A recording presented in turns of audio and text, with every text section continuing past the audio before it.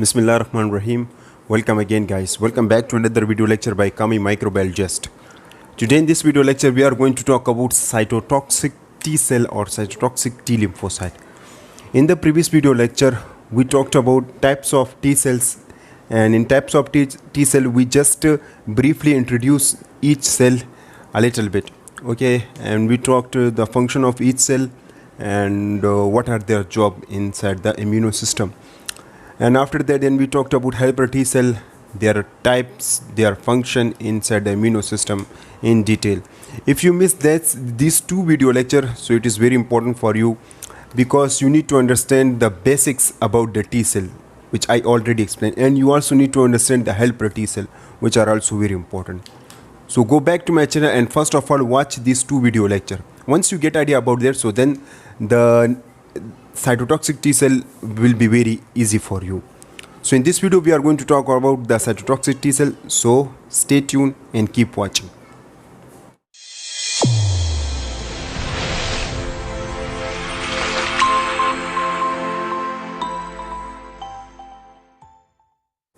Okay, so now let me write cytotoxic T cells.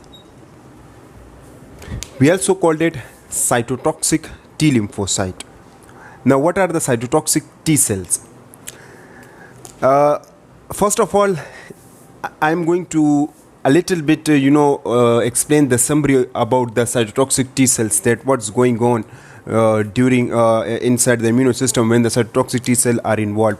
First of all, here I will just explain the summary, the overview. Once you get idea about the overview, then we will explain the detail of the cytotoxic T cell.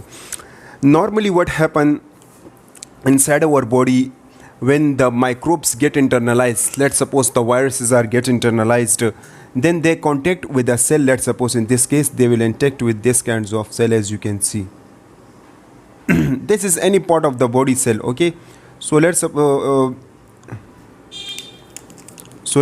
this cell of our body will interact with the viruses or any kind of the microbes. This is, let's suppose, the viruses. Once they interact with the healthy cell, this may be the antigen presenting cell or any part of the body cells. Once they interact with the viruses, so then the viruses will get internalized or this cell will just engulf the viruses. Now once the viruses are engulfed or internalized inside this healthy cell, then what actually happen, these viruses start multiplying their copies, or they can start making their copies inside these cells. After that, this cell will produce different kinds of cytokines. Due to this cytokines, sometimes two types of the cell are activated, but not at a time. Sometimes they will activate helper T cells, or sometimes they will activate cytotoxic T cells. Okay, depending upon on the rate of the infection. Now remember guys, when there is a lot of infection chances inside the cell, and due to this infection chances, the rest of the cell are also become infected in the future.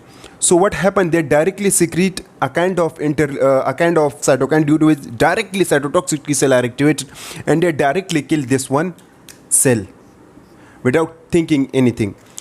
After that, sometime what happened, they will secrete a kind of cytokines due to which helper T cell will get activated. Remember guys, when the helper T cell will get activated, so this helper T cell will just recognize the antigen. What happened normally when they engulf the antigen, so then they will make the copies of that antigen, and after that they will present it to the to their receptor, normally MHC1 or MHC2 molecule. If you don't know about MHC1, MHC2, I already explained it, so go back and watch about the MHC1 and MHC2. But here let me tell you, MHC1 and MHC2 are actually the receptor molecules due to which the antigen piece are presented, just like here. So once the antigen piece are represented, so then the helper T cell will get activated due to the release of different kinds of cytokines. Once the helper T cell recognize it, then the helper T cell will decide that either they activate complement system, antibody mediated system, B cell activation, macrophages activation, any things they will activate, but not all, anything they will activate, or they will also activate the cytotoxic T cells. depending upon on the infection. If the infection is viruses, so definitely they will activate the cytotoxic T cell. If the infection is bacterial cells, so then they will activate macrophages, or sometimes they will activate antibody, or sometimes they will activate the complement system. So all these things I already explained. You can go back and watch.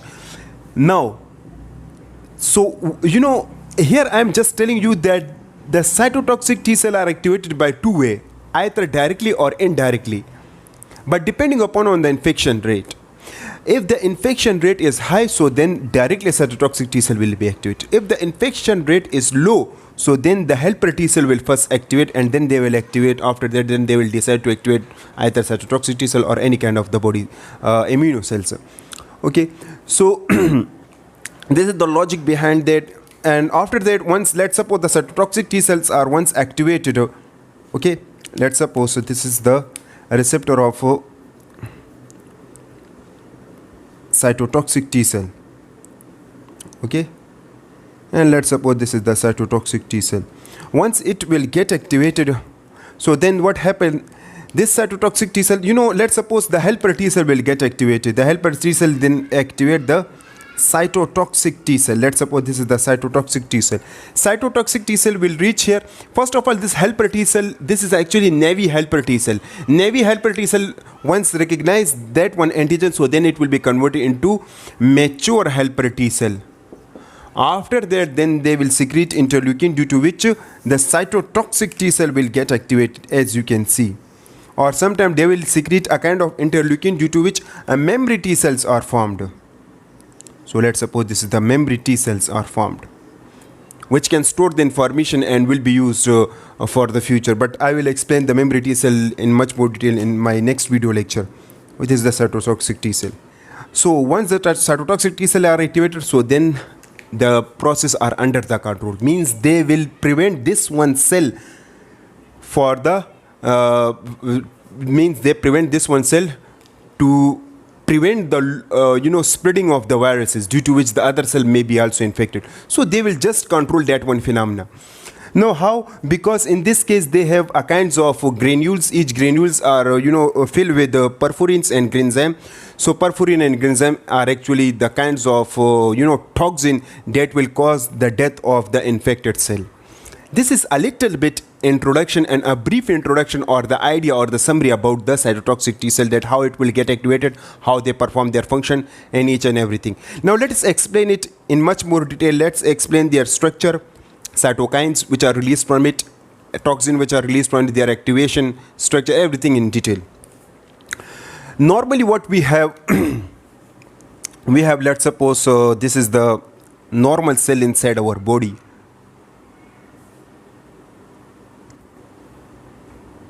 Okay, so let's suppose this is the normal cell inside our body.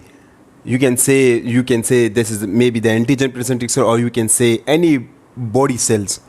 Okay, let's suppose in this case okay, any cell of the body and this is the normal cell, and they have mitochondria, they have nucleus. But here I will draw two main organelles here for the explanation of the cytotoxic T cell function. So what actually we have two main organelles inside each cell, which we call that mitochondria. Moreover, they have also the nucleus as well. And inside the nucleus, all of you better know what we have. We have the genetic material like DNA.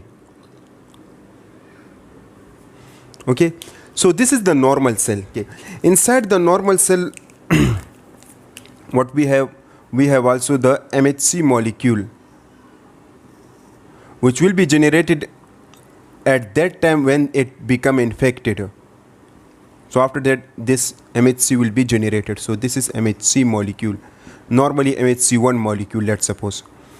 Moreover, they have also a co-receptor, which we call that B7. So this B7 are actually the co-receptor, and this MHC or the actually MHC1 are the receptor where the antigen pieces are represented.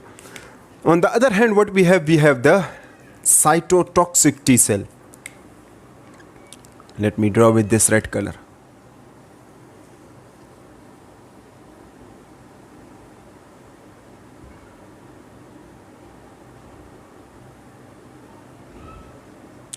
Now this cytotoxic T cell have also the organelles, but here I will draw just important organelles, and that is the granules, as you can see, and they have, you know, what we can say, cytoskeleton. So they have also the cytoskeleton, as you can see, and moreover they have also the different kinds of receptor, as you can see, which can catch the interleukin or cytokine. These are the special kinds of receptor. Due to this receptor, the cytotoxic T cell will, you know, receive, or they will catch the cytokines. You know, these granule, as we can see, these granule are filled with toxin, which we call that perforin and granzyme. So now let me draw. As you can see, okay, and these greens are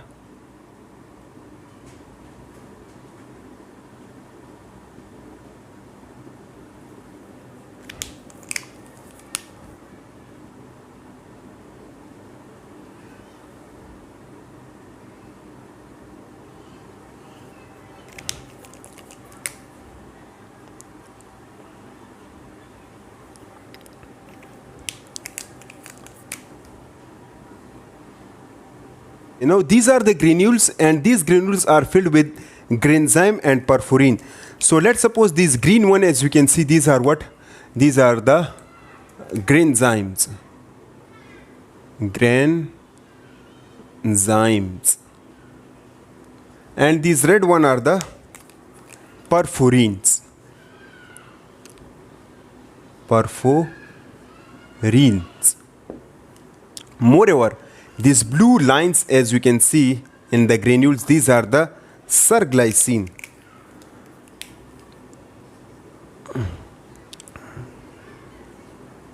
Glycine.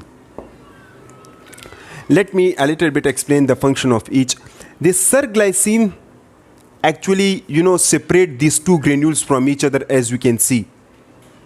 Okay, means they will separate the perforin as well as granzymes. What are perforins? Perforins are the toxin chemicals, or cytokines or hormones, anything you can say, due to which it will make the holes in the target cell. Okay, and what are the granzymes? Granzymes are also the toxin molecules or toxin materials which are present in the cytotoxic T cell and are responsible to degrade the cell or to cause the cell death by destroying the mitochondria as well as the nucleus or the genetic material of the target cell. This is the job of surglycine, perforin and granzymes. Okay. Now let's a little bit draw the receptor of this cytotoxic T cell, and then we will explain the function. So let's suppose this is the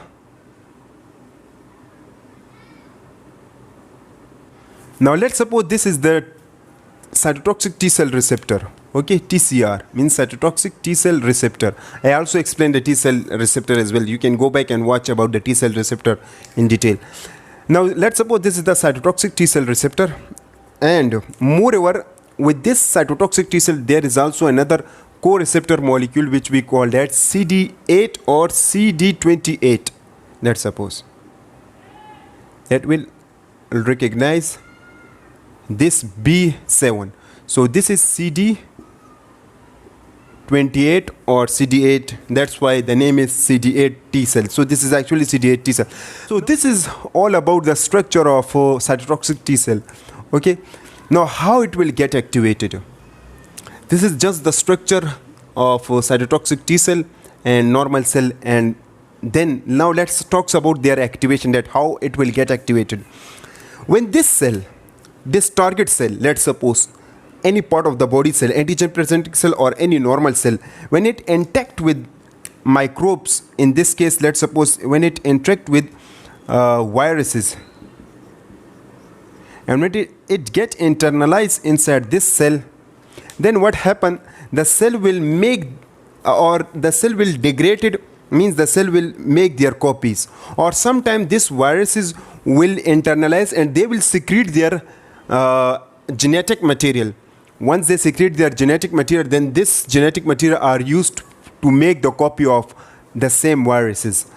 Okay, and after that this viruses, once the copies of the viruses are formed, so then these viruses are spread out, means released out from this target cell, and they will infect the rest of the cell. This is about the viruses life cycle, that how they perform. So once they get internalized, this cell will secrete different kinds of cytokines, as you can see. So let's suppose these are the cytokines which are secreted, or this is a kind of alarm. Now once the cytokines are released, so then what actually happen, they will decide, either they activate the helper T cell, means they secrete two types of the cytokines, like interleukin 2, they will secrete interferon, and they will secrete tumor necrosis factor. So these three cytokines at a time, not at a time, means these three cytokines, they will produce any one of the cytokine this cell will produce. Either they produce tumor necrosis factor, or interleukin 2, or interferon. Let's suppose if this is the virus in this cell is infected by viruses, so then they will secrete interferon. If this is infected with bacterial cells, so then they will secrete interleukin 2. If this is means tumor cell, or if this genetic material are changed and this is mutated cell due to which cancers may occur or tumor cell are formed, so after that they will secrete tumor necrosis factor. Normally what happen, they will secrete interferon or interleukin 2, but they will secrete interferon at that time when the infection are very a lot, and when the cell are ready to burst and the viruses are ready to infect the other cell, and it will release and infect the other cell. So at that time this cell will decide to secrete interferon, and this interferon will directly activate this cytotoxic T cell. Or sometimes if there is a very less number of viruses are formed, so then they will secrete interleukin 2, and this interleukin 2 will directly activate this helper T cell. Helper T cell will just recognize this cell, and then helper T cell will decide that which kind of system will be activated, complement system, or antibody secreting system, or B cell activation, macrophages activation, or cytotoxic T cell activation, whatever. Then the helper T cell will decide. Okay, so let's suppose the virus are get internalized, and at that time directly, let's suppose the infection chances are very high, so that's why they will directly secrete this interferon. Now interferon, there are different types of interferon: interferon gamma, alpha, beta. Let's suppose interferon are secreted, and then once the interferon are secreted, so these interferon, as you can see, are directly bind to this, the receptor of the cytotoxic T cell, means at that point, as you can see.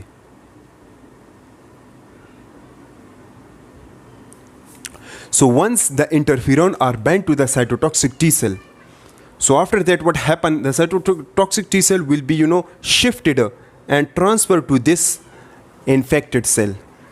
Now once the cytotoxic T cell are transferred to this infected T cell, so this is actually the naive cytotoxic T cells. So naive cytotoxic T cell will be reached to that one or to that infected cell. After that what happen, that infected cell will present a kind of let me draw with red color, a kind of piece, antigen piece on their receptor, which we call it MHC1 receptor. So they will present this piece. This is actually antigen fragment. Antigen fragment. Okay, so once they present this antigen fragment, so then the cytotoxic T cell will recognize it. Okay, after their recognition, then this cytotoxic naive cytotoxic T cell will be, activated and mature into cytotoxic T cell. After that, this will be, get mature into cytotoxic T cells or T lymphocyte. So now let's suppose this is activated and this is cytotoxic T cell. After that, their co-receptor, as we can see, the co-receptor of this target cell and the co-receptor of this cytotoxic T cell are also recognized to each other. So a stabilized recognition will occur, or a very strong recognition will occur between each cell. After their strong recognition, what actually happened? This cytotoxic T cell, activation is now done. Now let's explain their function. After that, the cytotoxic T cell, after activation, then these granules are also arranged themselves. These cytoskeleton are also rearranged themselves. So everything's inside the cell, cytokines, Golgi body, mitochondria are arranged themselves, and they will be, placed themselves in a line or in a sequence form. Once they are placed in a sequence form, then what happened? These granules are reaches to the cell membrane, and once these granules are reached to the cell membrane, then from the cell membrane these granules are burst. Okay, so let's suppose these granules are burst. Let's suppose these red are the perforins, as you can see, and there are also granzymes and sarglycine as well. So these are the kinds of toxin which are secreted from each granules, and then each granules toxin are then shifted to this target cell. What happened after that? After that, this perforins will bind to this target cell, as you can see. Let's suppose these are the perforin, they are bind here. Let's suppose these are the perforin and they are binding here. A lot of perforins are binding here, as you can see.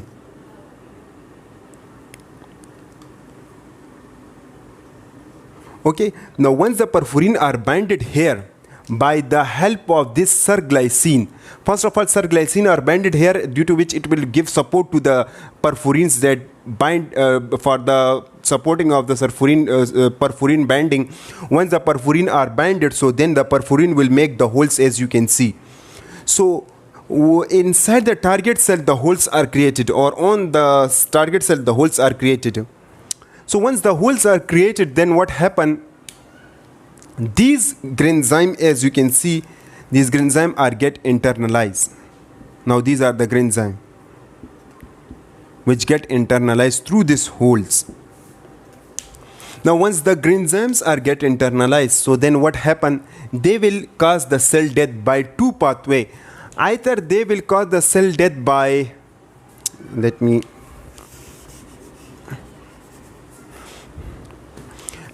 they will cause the cell means this granzyme will cause apoptosis of the cell, apoptosis of target cell.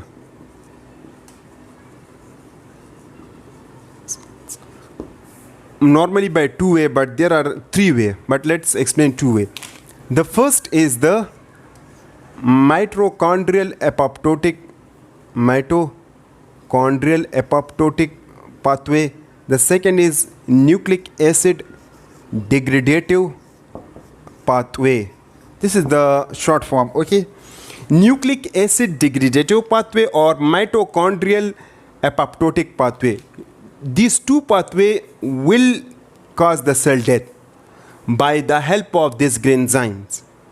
Now how? Let's explain a little bit each and everything. Inside this target cell, what actually we have? Inside this target cell, they have mitochondria and the means the nucleic acid or DNA, we can say. This mitochondria have a kind of transporter, due to which the cytochrome C are released out. Okay, these transporter are actually, let's suppose these are the transporter, as you can see, these holes. are the transporter, but these transporter are filled or blocked by a protein which we call that BID. BID protein or molecule are specially responsible to block each transporter to prevent the release of the cytochrome. Okay, now what happen? Once the granzyme are get internalized, so then they will react with this BID. Let's suppose they will react with this BID. Once they react with this BID, the BID will be converted into T-BID. T-BID. What actually this T-BID can do?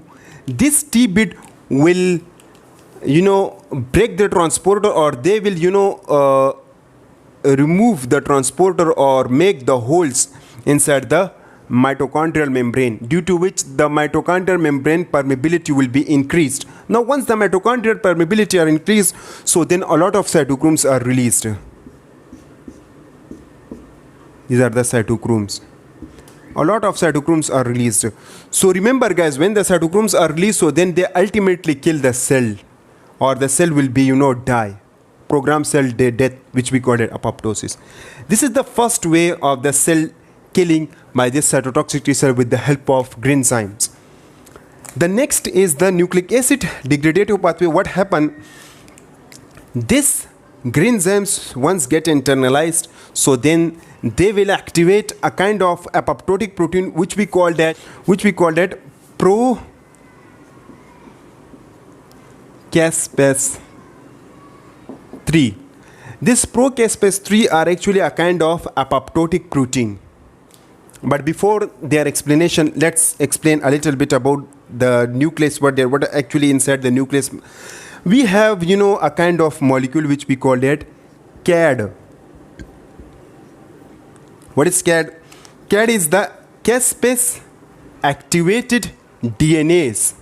It is a kind of protein that will cause the degradation of the nucleic acid or DNA, that will ultimately degrade the DNA or cleave the DNA or cut or make different cuts in the DNA, due to which the DNA will be degraded or the cell will be die. But in normal case, this CAD are blocked by another protein which we call that ICAD. Inhibitory CAD. This is a kind of molecule due to which this CAD are blocked. Okay. What happen once the granzyme are get internalized through these pores by perforins? So then these granzymes are activate this apoptotic protein which we call that procaspase 3. Procaspase 3 will bind to this one molecule. So let's suppose this is procaspase 3. This procaspase 3 will just bind it, and they will degrade this ICAD. So remember guys, if the ICAD are degraded, so what do you think? If the ICAD are degraded, so then there will be no control for the CAD. If the CAD are not controlled, so remember guys, this CAD will go and make different cuts in the DNA, due to which the DNA are become degraded, or they will cleave the DNA, as you can see. When the DNA are cleaved, so then the cell will also die. The cell will also die. So due to this two pathway, the cell will die. So this is actually the cytotoxic T cell function, due to which it will kill the die. Third, we have another pathway which we call that CD95 or FASL pathway. What happened in this case? In this case, once the cytotoxic T cell just recognize this target cell, so then they will expresses or increasing the expression of this FAS protein. FAS or CD9 protein. So FAS or CD9 proteins are also secreted from this cytotoxic T cell, and due to this way, they will bind ultimately with this FAS protein receptor, which are expressed by this target cell. So target cell will have the FAS protein receptor to receive the FAS protein which are secreted by this cytotoxic T cell. So once each protein are bind, so then they will cause the cell this membrane permeability. So once the membrane permeability are increased, due to this way, a lot of organelles or cytoplasm content are released out from the cell, and due to this way the cell are gradually degraded, mean the cell will die. So this is the three pathway due to which the cell are die by this cytotoxic T cell. So that's all about the cytotoxic T cell activation, their structure, their function, the granzyme function, the cytokines or the granzyme which are released from it, or the granules or the toxin which are released from it, and their function of the toxin as well. I hope you get idea about the cytotoxic T cell. Inshallah, in the next video lecture we are going to talk about T regulatory cell in detail. So thank you so much for watching this video. So take care and bye.